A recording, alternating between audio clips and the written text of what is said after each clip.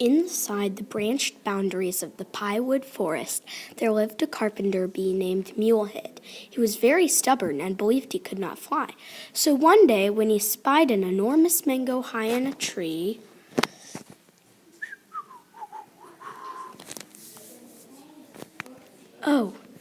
Oh, I'd love to be able to reach that fruit up there.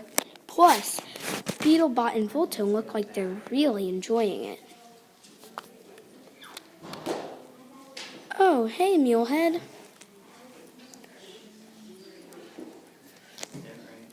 Have you ever tried? Huh? What did you say? You know, have you ever tried to fly? Why does that matter?